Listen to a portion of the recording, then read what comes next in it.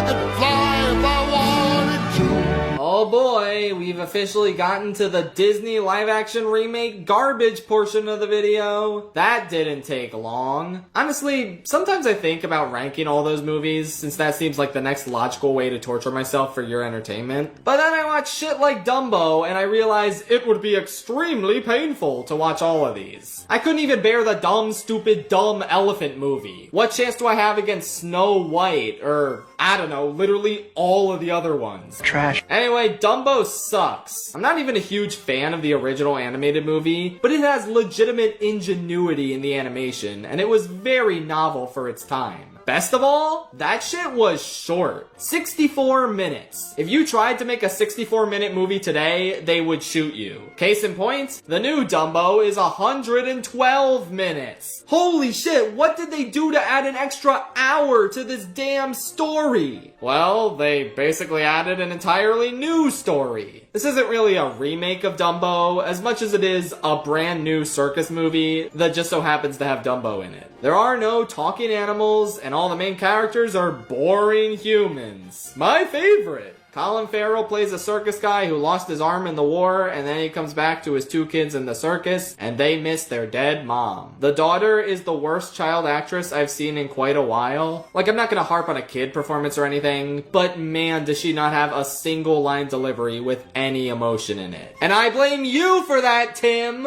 Yeah, these characters are boring, and they suck, and I don't care about them. They form a friendship with Dumbo, who doesn't really get to do anything as his own character, like in the original. He's just completely subject to the whims of the humans. Danny DeVito plays the owner of the circus, and if I had a nickel for every time Danny DeVito plays a circus owner in a Tim Burton movie, I'd have 1 nickel because I refuse to recognize Dumbo as a movie. This is so far beneath Big Fish that putting them in the same entertainment category should be legally recognized as slander. Anyways, sometimes DeVito can be kind of funny in this. But oh no! The evil businessman Michael Keaton is here to exploit Dumbo in his Dreamland theme park.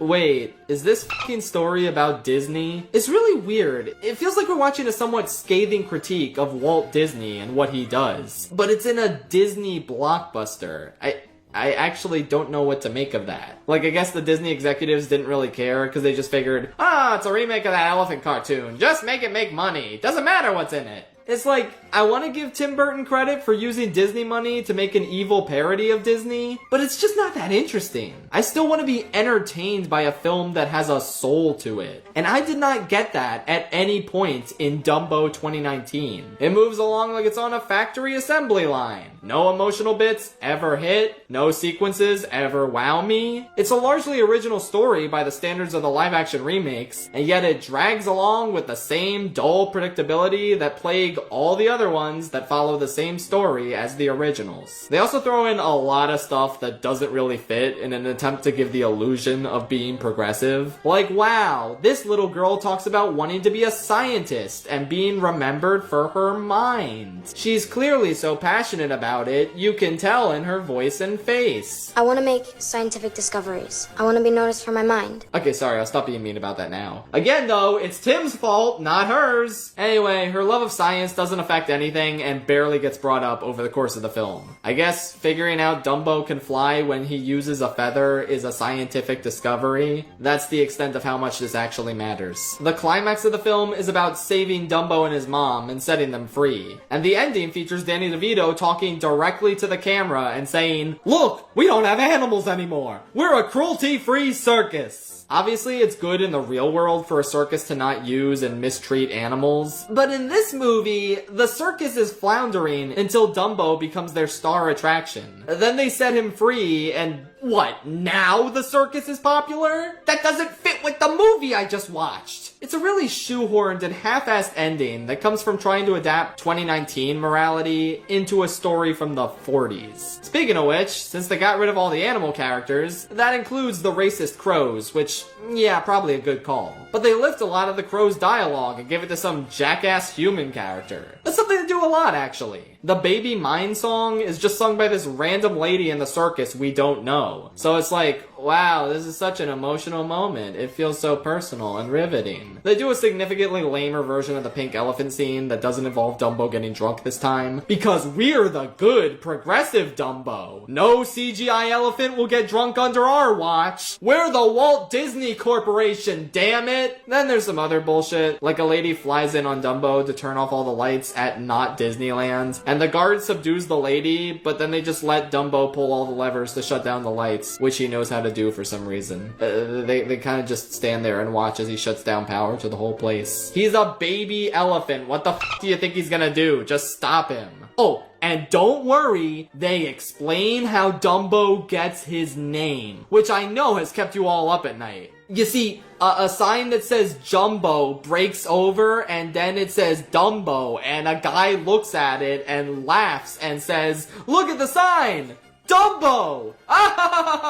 But then the kids decide they should keep calling him Dumbo even though it was a name that mocked him, because if they call him Jumbo Jr., it will remind him of his mom Jumbo and he'll get sad. So we have to call him Dumbo. That's the only name he can ever have. We can't think of another one because then the movie wouldn't be called Dumbo and we wouldn't get that name recognition from the nostalgic 80-year-olds in the audience. We need the 80-year-old nostalgia bait. We're the Walt Disney Company, damn it! Whatever. What else can I really say? It's another soulless, disposable Disney live-action remake that adds nothing to the world as a whole. Even Burton was unsatisfied with it, stating that his days with Disney are done, because he realized that he was Dumbo, working in this horrible big circus, and he needed to escape.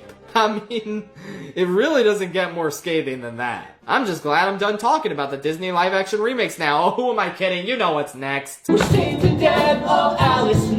I cannot express enough how much I was dreading watching the live-action Alice in Wonderland. Everything I've seen of this movie makes it out to be the least visually appealing film ever made. Now that I've watched it in its entirety, I mean, it's not literally the actual least visually appealing film ever, but let's just say it's hard for me to think of a worse one off the top of my head. Oh my god, I hate everything about the style here. I hate the horrific CGI designs, I hate the drab gray color palette. Every second spent staring at Helena Bonham Carter's enlarged, deformed CGI head was a second of my life I'll never get back. But I know it's not fair to act so shallow and solely judge this movie by its looks. Thankfully, it also has an ugly personality. I'm pretty sure some people give this movie credit because even though it kicked off the suffocatingly disgusting live-action remake trend over at Disney that we're still suffering from the effects of today, this one isn't exactly a remake of the original animated film. It's more of a sequel depicting Alice as a young adult returning to Wonderland. Oh, I'm sorry, returning to Underland. Yes, that is the name of the place apparently. And having to slay the Jabberwocky as part of this prophecy.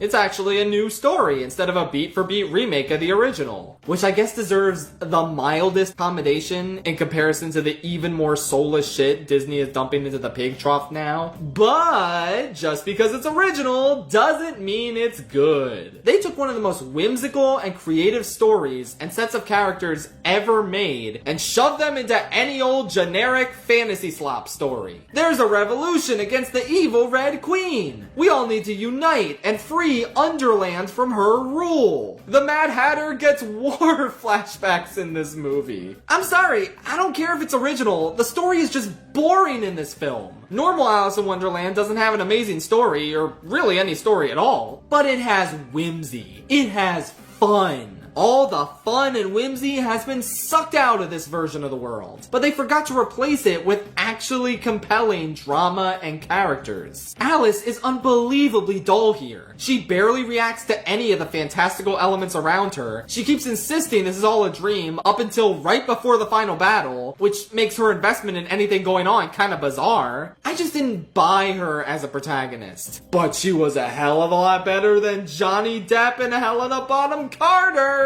this was absolutely rock bottom for them and Burton as a trio of collaborators. I genuinely can't believe the three of them all made Sweeney Todd together only 3 years before this. What the f*** even happened? Depp is unfathomably annoying here. I had zero emotional attachment to the Mad Hatter, nor did I laugh at any of his jokes. Any attempts at humor in general were just drowned out by how dour the tone is. When he does that stupid dance at the end, it feels like something that should have happened in an entirely different movie. Awful. But Helena might be even worse somehow?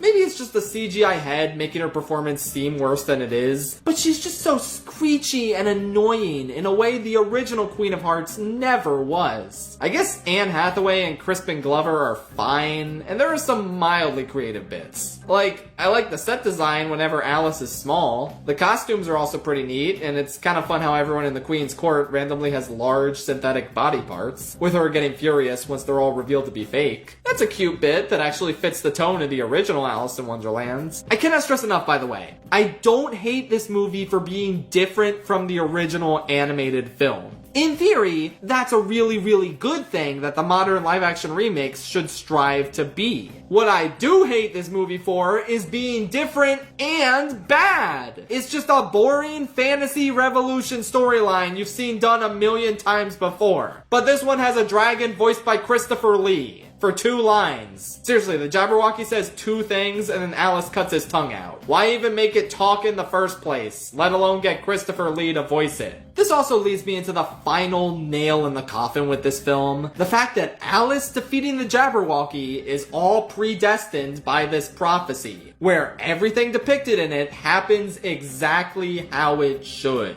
There's even one part where she seems to defy the prophecy by going to rescue the Mad Hatter. But then Anne Hathaway says, "Oh, don't worry, that's part of the prophecy since that's where she gets the dragon killing sword." Well then, there's no stakes. There's no uncertainty about what's gonna happen. The movie never tries to make the Queen of Hearts defy the prophecy in any way. Nor does Alice ever do anything that isn't in the prophecy. In the first 20 minutes, we learn that Alice will defeat the Jabberwocky. And then she does! Well then, do we even need the rest of the movie? Thanks for not making me care about anything at all in the lead up to the big fight. You could say a similar thing about prequels where you mostly know what's gonna happen, but a good prequel usually has interesting twists and turns to get to that point, and characters who don't show up later in the timeline for you to be concerned about the fate of. This movie isn't a prequel, but did you ever think, even for a moment, that the Mad Hatter was actually gonna get his head chopped off? Really? There's no weight to anything.